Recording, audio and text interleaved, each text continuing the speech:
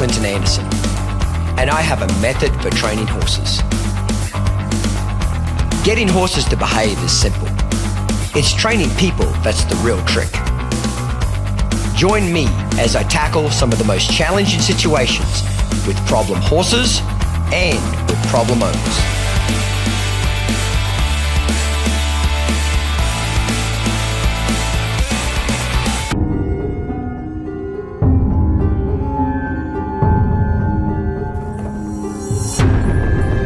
Thought she'd be a real good horse to train and get going and be a nice horse, pleasure horse to ride on. Blue is often associated with feelings of sadness, sorrow, or misery. Joe Treyger knows those feelings all too well. But it's not a particular color that brings on those feelings. It's his horse, Blue.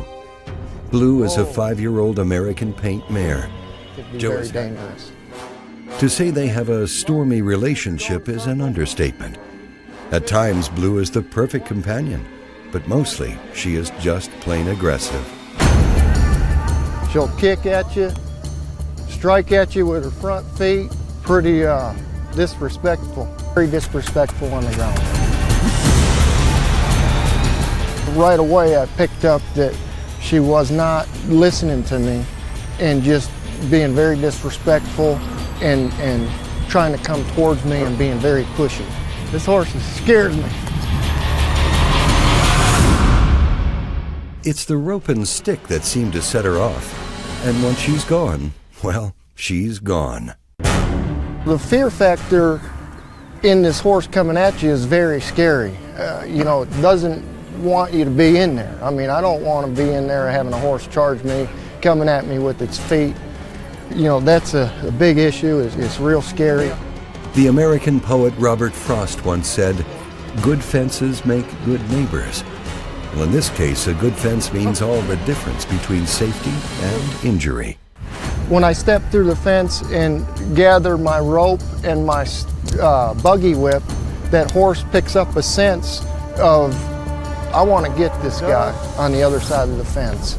Starts pacing the fence back and forth and wanting to charge through that fence. And that's very unpleasant. You can't imagine being on that other side. Your heart just gets throbbing, and of course I'm sure the horse picks up on that and it just makes it even worse. In bringing my horse to Clinton, I'm hoping that he can stop this behavior of this animal, this horse, lunging at you and charging you, just to make it a great horse to be around and be a companion.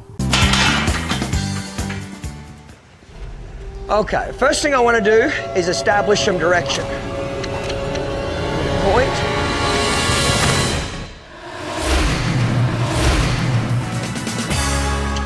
Right there.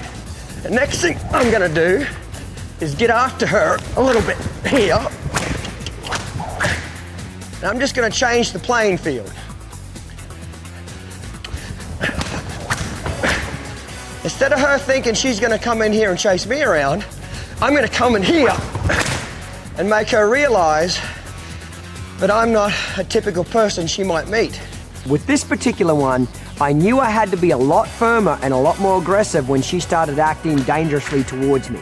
So when I stepped in that round pen, it was kind of like a cage fight. You know, when I walked in there, I knew that if I didn't pay attention, you know, I was going to get in trouble and I was going to get seriously hurt. Where normally when I walk into a pen with a horse, I don't particularly predict I'm going to get seriously hurt. So I really had, you know, really was paying attention, and I'm glad I was, because it didn't take very long and she tried to kick my head off. If she would have hit me in the face with those hind feet, I'd be dead instantly. At first, when Clinton Anderson first stepped into the round pen, you know, and I seen what that horse did to him, I was really shocked, and it was a close call. And that's when he realized, boy, I need to get a hold of this horse, and this horse isn't going to do that to me. So I thought it was pretty scary, and I was like, wow, man, I'm glad it wasn't me. Now I'm just going to let her have a stop and just think about that.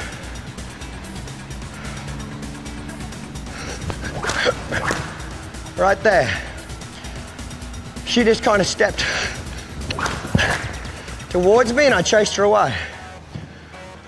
I was uncertain that he was going to even be able to fix them and even attempt to fix them and be like me, like I was, and just run away and try to avoid that horse. But he really stepped up and took a hold of the reins, as you would say, and worked that horse and got him moving his feet like he said he was.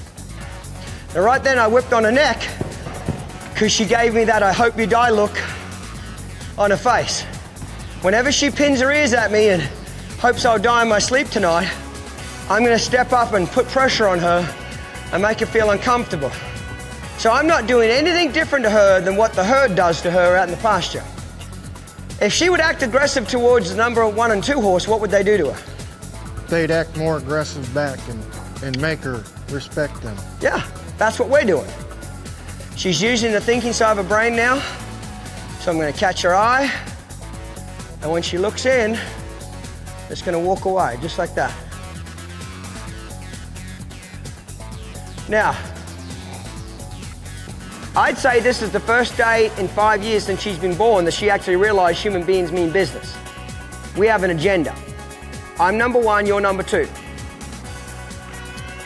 Now, normally when she would walk up like that, I would walk away. But in her particular case, I'm not going to move away from her because I don't want her thinking that she can be dominant, like I'm going to move away from her. Catch her eye. There. To the center and immediately send it to the left. Point up high to your left. Cluck, spank. Run towards her. Cut her off. Run towards her and spank. There. Relax. What Clinton Anderson told me, he says, I'm working with a piece of dynamite here and it's about to explode, so I have to be very careful on how to approach this horse, and I have to be aggressive towards it or it's just gonna retaliate back to me.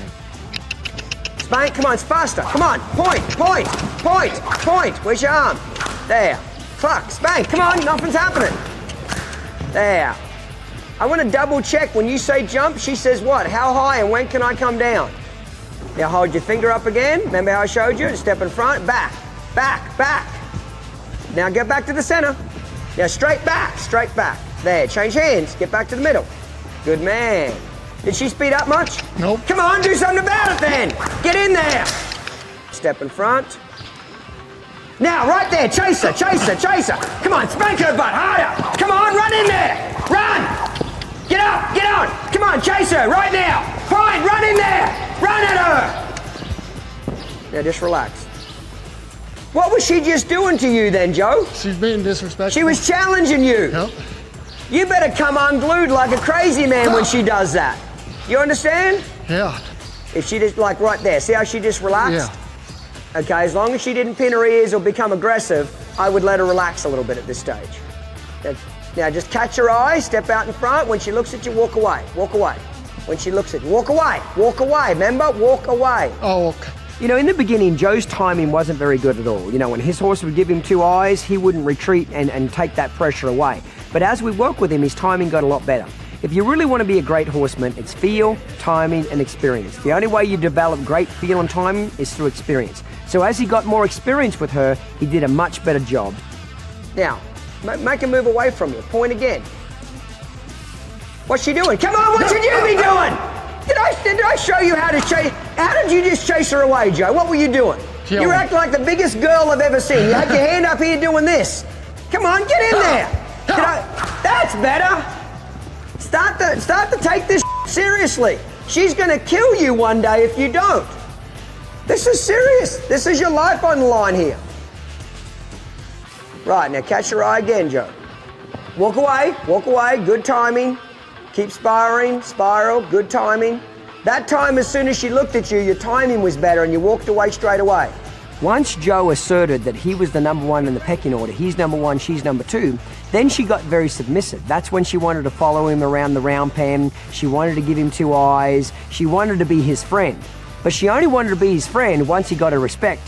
When he first stepped in there, or when I stepped in there, she didn't respect either one of us. And because of that, she wanted nothing to do with either one of us, except to attack us. You've got to get the respect first. Respect leads to trust. Respect and trust ultimately is what we're looking for.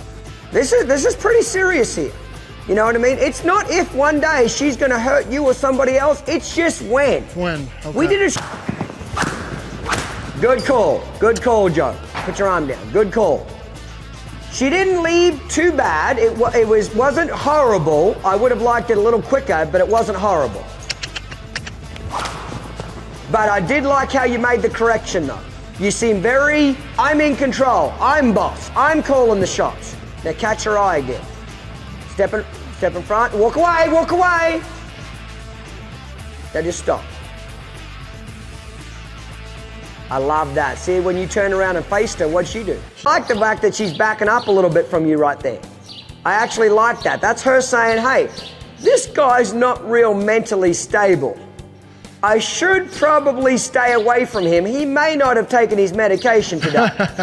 Right. Before, when I first worked with her, I didn't want to work with her because she was scary and she frightened me. And now with the tools and the... She looking at you? Is she looking at you? What should you be doing, Joe? Come on, catch her eye. She's looking at you. What should you be doing? Walking away, walking away. By the end of the session that I worked with Joe, he definitely got a lot better. But he's going to have to really go home and follow the method to the T and absolutely give it 110% if he's going to change this mare. You know what I mean? He's green, she's aggressive. That's a recipe for disaster. Why is walking away important? It's a passive body language. Okay. You're inviting her into your space. You just don't want her up under your nose. Right. I kind of guess I'm still trying to kind of keep an eye on her at the same... Yeah, you probably are a little bit. Here's the good news, Joe. If she hasn't killed you by now, it's probably not going to happen today. Okay. Okay? There's the good news. If you've survived this long messing around with her, okay, God's on your side. I can just tell you that much, okay? Because she should have killed you by now. I chose to stop with the round pen in today because number one, she was tired and she was out of it. I want Joe to have to get closer to her with the halter and lead rope. I wanted him to be able to move her feet away from a distance, and that's why we start in the round pen. Flip your lead rope up. Just take your time. See, slow down a little bit now. Now you're on her mind a lot more, aren't you? See how she backed away from you and she licked the lips? Now you just need to relax just a little bit more when she's being...